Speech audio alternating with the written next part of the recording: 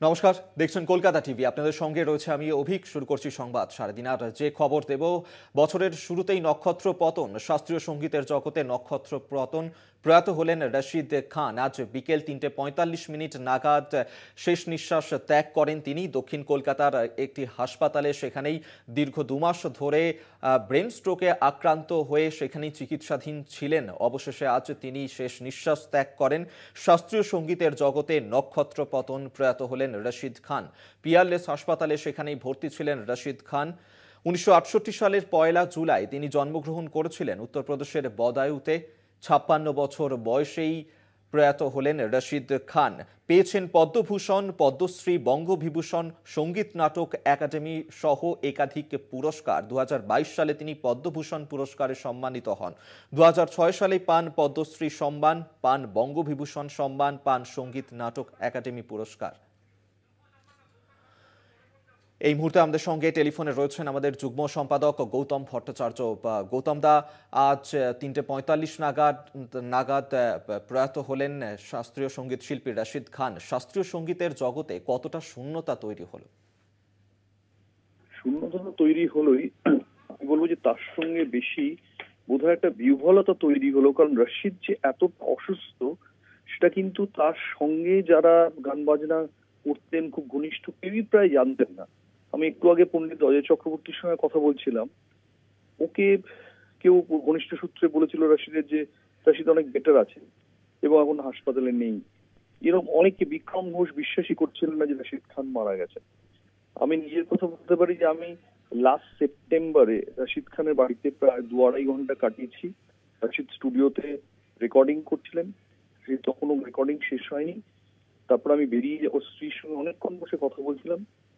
তারপর রশিদ ফোন করেন অক্টোবরের শুরুতে, কনফার্ম করেন যে উনি শিকাগোতে গাইতে যাবেন জুলাই মাসে, এবছর জুলাই মাসে বঙ্গ সম্মেলনে, এবং সেখানে উদ্যোক্তাদের সঙ্গে কথা বলেন, আনুষ্ঠানিক চুক্তি স্বাক্ষরিত হয়। এবার তারপরে তিনি যে এরকম আচমকা এতটা অসুস্থ হয়ে পড়েছেন, এই খবরটা কারোর কাছেই ছিল না। আমরা জানতাম যে পিএলএস হসপিটালে তিনি শয্যাশায়ী এবং খুবই ক্রিটিক্যাল, প্রস্টেট ক্যান্সার। আসলে রশিদ খান মাঝখানে, অনেকেই জানেন না যে রশিদ খান দুবাইতে প্র্যাকটিক্যালি চলে গেছিলেন, এবং এখানে যে নাকতলায় তার বাড়ি আছে, দুবাইতেও একটা বড় বাড়ি করে ওখানেই বেশিরভাগ সময় থাকছিলেন। এবং তার কোথাও মনে হচ্ছিল যে, যদিও মুখ্যমন্ত্রী মমতা বন্দ্যোপাধ্যায়ের সাথে তার ভীষণ ভালো সম্পর্ক, তার কোথাও মনে হচ্ছিল যে কলকাতার যে শ্রোতারা, তারা আগে যেরকম উচ্চাঙ্গ অনুষ্ঠানে একেবারে ভর্তি করে আসতেন, অনেক বেশি উচ্চাঙ্গ অনুষ্ঠান হতো, তার সংখ্যাটা অনেক কমে গেছে। এই শুধু কলকাতার উপর ভিত্তি করে একজন উচ্চাঙ্গ সঙ্গীত শিল্পী আগের মতো তার জীবন পারেন না। তাই তিনি বিভিন্ন জায়গায় কলকাতার বাইরে প্রচুর অনুষ্ঠান করছিলেন, ভারতবর্ষের বাইরে করছিলেন, আমেরিকাতে একবার গিয়ে এসেছেন, আবার এই যে বললাম জুলাইতে যাওয়ার জন্য স্বাক্ষরিত ছিলেন। এর মাঝে যে এই ঘটনাটা হয়েছে, এটা কিন্তু প্রায় কেউই জানতেন না। যাই তার জন্যেই আজকে তার ঘনিষ্ঠতম যারা মানুষ, তারা অনেকেই বিশ্বাসই করতে পারছেন না যেটা কি করে সত্যি হতে পারে, ঠিক আছে অসুস্থ উঠে পড়বে।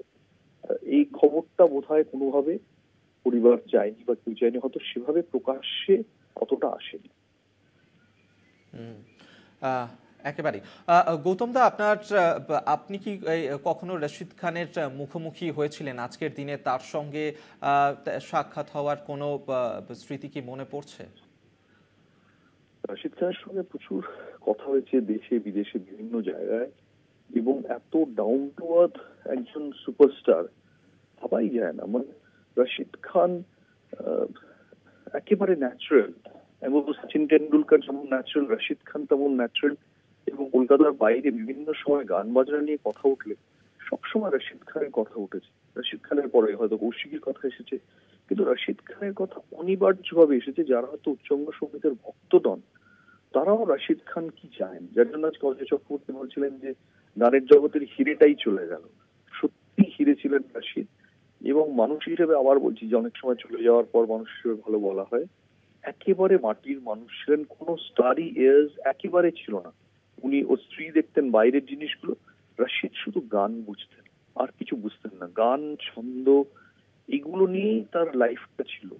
এবং এত দ্রুত দিকে তিনি চলে যাবেন, আবার বলছি যে সাধারণভাবে এত বড় সঙ্গীত শিল্পী চলে গেলে তার আশেপাশে মানুষরা প্রচন্ড শোকার্ত হয়ে পড়েন।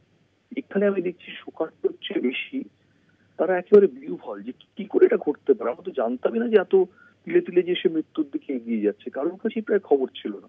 সেই জন্যই বোধহয় এই বিহ্বলতাটা বাংলা সঙ্গীত জগতের। একেবারেই আপনাকে ধন্যবাদ। যুগ্ম সম্পাদক গৌতম ভট্টাচার্য আমাদের সঙ্গে টেলিফোনে ছিলেন।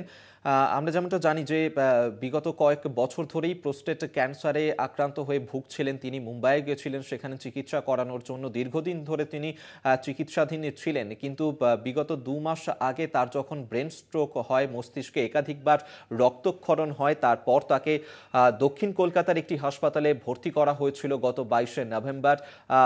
চিকিৎসায় কিছুটা হলেও তিনি সারা দিচ্ছিলেন, কিন্তু তার অবস্থা পরবর্তী সময় ক্রমশই অবনতি হতে থাকে, যার কারণে ভেন্টিলেশন সাপোর্টে রাখা হয়েছিল রশিদ খানকে। এবং আজ বিকেল 3:45 নাগাদ প্রয়াত হন রশিদ খান, যার কারণে অপূরণীয় ক্ষতি শাস্ত্রীয় সঙ্গীতের জগতে। যে নক্ষত্র পতন হলো আজ, অত্যন্ত মাটির মানুষ ছিলেন তিনি, এবং তার যে দরাজ কণ্ঠ, সেই দরাজ কণ্ঠের ভক্ত কিন্তু সকলেই। এবং যেমনটা জানা যাচ্ছে যে আজ রাতে তার দেহ পিস ওয়ার্ল্ডে রাখা থাকবে এবং আগামীকাল তার দেহ শায়িত থাকবে রবীন্দ্র সদনে। সেখানে তার যে অনুরাগীরা, তার পাশাপাশি বিশিষ্টজনরা, তারা আসবেন, তাকে শেষ শ্রদ্ধা জানাবেন।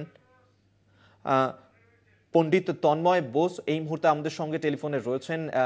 তন্ময়বাবু, আপনাকে স্বাগত জানাই কলকাতা টিভিতে। তন্ময়বাবু, আজকের এই যে ঘটনা, প্রয়াত হয়েছেন রশিদ খান, মাত্র 56 বছর বয়সেই তার এই প্রয়াণ, কি বলবেন? কিছু বলার নেই, আমিও প্রার্থনা করছি, আপনারাও প্রার্থনা করুন। তন্ময়বাবু, রশিদ খান, তার সঙ্গে আপনার কি কখনো সাক্ষাৎ হয়েছিল? কেমন মানুষ ছিলেন, শিল্পী হিসেবে কি রকম ছিলেন, যদি একটু জানান। না, এগুলো আমি এখন কথা বলবার অবস্থা নেই, আমি ইচ্ছে করছে না কথা বলতে। আপনি প্রার্থনা করুন, আমিও প্রার্থনা করছি। একেবারেই বুঝতে পারছি। আপাতত ধন্যবাদ আপনাকে। পণ্ডিত তন্ময় বোস আমাদের সঙ্গে ছিলেন। অর্থাৎ সত্যি এই যে প্রবাদ প্রতিম শিল্পী রশিদ খান, তার যে প্রয়াণের খবর, তা কিন্তু সামনে আসতেই শোকে বিহ্বল হয়ে পড়েছেন সকলেই। সঙ্গীত জগতের মানুষজন তো বটেই, তার যে অনুরাগীরা, তারাও কিন্তু বিহ্বল হয়ে পড়েছেন এই মুহূর্তে। এবং শুধু তাই নয়, পদ্মভূষণ, সঙ্গীত নাটক একাডেমি পুরস্কার, পদ্মশ্রী সম্মান, বঙ্গবিভূষণ সহ একাধিক পুরস্কারে সম্মানিত হয়েছিলেন তিনি। এছাড়াও একাধিক সিনেমাতে, বলিউড সহ টলিউড একাধিক সিনেমাতেও আমরা রশিদ খানকে, তার যে প্লেব্যাক, তা কিন্তু আমরা শুনেছিলাম। এবং সেক্ষেত্রে জব উই মেট থেকে শুরু করে হাম দিল দে চুকে সুনম, একাধিক ছবিতে গান গিয়েছিলেন। সঙ্গীত শিল্পী হৈমন্তী শুক্লা এই মুহূর্তে আমাদের সঙ্গে টেলিফোনে রয়েছেন, আপনাকে স্বাগত জানাই। হৈমন্তীদি, রশিদ খান তিনি মাত্র 56 বছর বয়সে আজকে শেষ নিঃশ্বাস ত্যাগ করলেন, কি বলবেন, আপনার প্রতিক্রিয়া? আমার এই মুহূর্তে প্রতিক্রিয়া কিছু দেবার মতন মানসিক অবস্থায় নেই রে আমি। আমার সঙ্গে আসলে ও কত বড় ওস্তাদ ছিল, পণ্ডিত ছিল, সেগুলোর থেকেও আমার ভাই ভীষণ ভালোবাসতো আমাকে, আমিও ওকে প্রাণাধিক ভালোবাসতাম। ভাইফোঁটার থেকে সম্পর্ক, তারপরে ওর সঙ্গে একটা সিনেমাতে একসঙ্গে গান গাওয়া থেকে শুরু করে ও সব সময় মানে কোথাও গেলে দিদিকে দেখো, দিদিকে দেখো, ওর কি যে মা একটা মনের টান ছিল, এগুলো ঠিক এক্সপ্রেস করা যায় না। আমি পরে বরং কথা বলবো।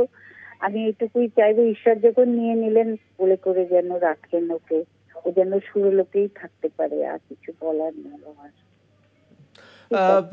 এই রশিদ খান, তার যেভাবে আজ মৃত্যুর খবর সামনে এলো, শাস্ত্রীয় সঙ্গীতের জগতে কতটা শূন্যতা তৈরি হলে বলে মনে করেন? শুধু শাস্ত্রীয় সঙ্গীত কেন, ওই যে হিন্দি ছবিগুলোতে গান করেছে, বলতো কি ভালো গান করেছে। ওর ওইসব অহংকার ছিল না যে আমি শাস্ত্রীয় সঙ্গীত শিল্পী বলে। প্রত্যেকের সঙ্গে ভীষণ ভালো করে মিশত, সবাই ওকে ভালোবাসতো, আমরা সবাই ওকে ভালোবাসতাম।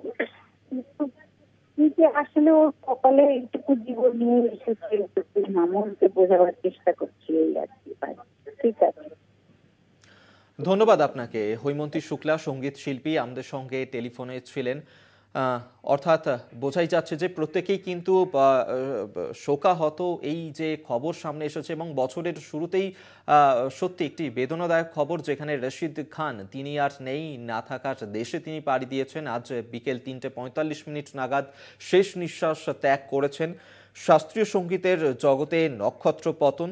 1968 সালের 1 জুলাই তিনি উত্তরপ্রদেশের বদায়ুতে জন্মগ্রহণ করেছিলেন। পরবর্তী সময়ে যদিও কলকাতাতে তিনি চলে আসেন মাত্র 10 বছর বয়সেই, এবং তারপর এখানেই তার সঙ্গীত জগতে যে তালিম নেয়া তা কিন্তু শুরু হয়েছিল, এবং তালিম নিয়েছিলেন তিনি উস্তাদ নিসার হুসেন খাঁ সাহেবের কাছে।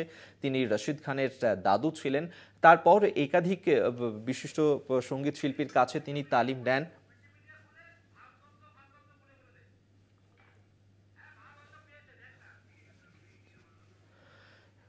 একাধিক সম্মানে তিনি ভূষিত হয়েছেন। 2022 সালে তিনি পেয়েছিলেন পদ্মভূষণ সম্মান, 2006 সালে পদ্মশ্রী সম্মান পেয়েছিলেন বঙ্গবিভূষণ সম্মান, 2006 সালে সঙ্গীত নাটক একাডেমি পুরস্কারও পেয়েছিলেন রশিদ খান। এছাড়াও একাধিক পুরস্কারে সম্মানিত হয়েছিলেন রশিদ খান, এবং দীর্ঘদিন ধরেই প্রোস্টেট ক্যান্সারে ভুগছিলেন। তারপর 22 নভেম্বর ব্রেন স্ট্রোকে আক্রান্ত হওয়ার পর তাকে হাসপাতালে ভর্তি করা হয়। সঙ্গীত শিল্পী রূপঙ্কর বাগচি এই মুহূর্তে আমাদের সঙ্গে টেলিফোনে রয়েছেন। রূপঙ্কর বাবু, আপনাকে স্বাগত জানাই কলকাতা টিভিতে। রূপঙ্কর বাবু, শাস্ত্রীয় সঙ্গীত শিল্পী রশিদ খান তিনি আজ বিকেলে প্রয়াত হয়েছেন, কি প্রতিক্রিয়া আপনার? প্রতিক্রিয়া কি হবে, ভীষণ খারাপ লাগছে। আর অনেক কিছু ওনার কাছ থেকে পাওয়ার ছিল, এ বিষয়ে কোনো সন্দেহ নেই। মানে ভগবানের মতো, ঈশ্বরের মতো কণ্ঠস্বর, এরকম একজন, কি বলবো, আমার তো মনে হতো যে উনি এই জগতে থাকেন না। উনি মানে ওনার গান শুনলে মনে হতো উনি কোনো ফ্ল নেই, কোনো ভুল নেই কিছু। উনি যেভাবে গাইতেন, যখনই জাস্ট একটুখানি গল্প ছলে যখন গাড্ডা মারতে পারতো, যখন একটা সুর লাগাতেন, সেই সুরটা একদম মানে উনি একদম অনেক, কি বলবো, ওনার কোনো উনি সুরের সম্রাট ছিলেন আর কি। তো এবং এমন কিছু বয়সও নয়, সুতরাং আরো অনেক অনেক ভালো পারফরমেন্স আর অনেক ভালো গান ওনার কাছ থেকে পেতে পারতাম, বা ওনার কাছে যারা শেখেন তারা আরো অনেক কিছু শিখতে পারতো।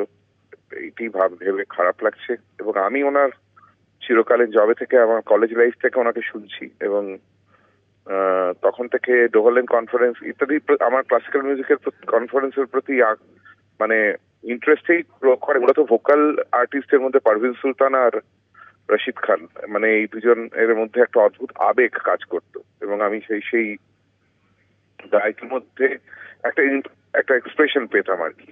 এটা আরো অনেক অন্যান্য সঙ্গীত শিল্পীরা যারা ভোকালিস্ট ছিলেন তারা অনেক হয়তো সুদক্ষ গায়ক, কিন্তু তাদের মধ্যে ইমোশনস এর অনেক অভাব দেখতে পেতাম। আর রশিদ খান ছিলেন ইমোশনের রাজা আর কি। সেই ইমোশনস খারাপ লাগছে, ভীষণ খুবই খারাপ লাগছে এখন এই মুহূর্তে। ইমোশন, আমি একটু ইমোশনালি হয়ে পড়লাম, কারণ শুনে আমি জানতাম উনি অসুস্থ, এবং কিন্তু ভেবেছিলাম বোধহয় উনি ঠিক হয়ে যাবেন, আশা করেছিলাম। এটা খুবই খারাপ লাগছে, খুবই কষ্টের আমার পক্ষান্ত। রূপঙ্কর বাবু, আমরা তার অনুরাগীরা, তার যারা গানের ভক্ত, তারা তো আমরা তাকে সবসময় শিল্পী হিসেবেই দেখেছি, কিন্তু আপনি দীর্ঘদিন ধরেই এই সঙ্গীতের জগতে রয়েছেন, কখনো কি তার সঙ্গে মুখোমুখি হয়েছিলেন শিল্পী হিসেবে? বহুবার ওনার সাথে মুখোমুখি হয়েছি, ওনার সাথে বহুবার মুখোমুখি হয়েছি। মানুষ হিসেবে খুব দিলদরিয়া মানুষ ছিলেন, খুব মজা করতে ভালোবাসতেন, খুব মজার কথা বলতে ভালোবাসতেন, অন্যের মজায় আনন্দ পেতেন, এবং মানে actually he lived his life like a king আর কি, একদম রাজার মতো। উনি রাজা ছিলেন এবং রাজার মতোই জীবনযাপন করতেন আর কি। এবং সেইটা আমাদের যখন কখনো কোথাও দেখা হয়েছে, কোনো অনুষ্ঠানে কিংবা কোনো ব্যক্তিগত জায়গায়, কোনো সেখানে তার টের পেয়েছি। এবং উনি সব ধরনের সঙ্গীতের প্রতি ওনার আকৃষ্ট ছিলেন, সব ধরনের মিউজিক শুনতেন এবং সে অ্যাপ্রিশিয়েট করতেন। সবচেয়ে বড় কথা হচ্ছে এইটা। একেবারেই ধন্যবাদ আপনাকে। সঙ্গীত শিল্পী রূপঙ্কর বাগচি আমাদের সঙ্গে টেলিফোনে ছিলেন।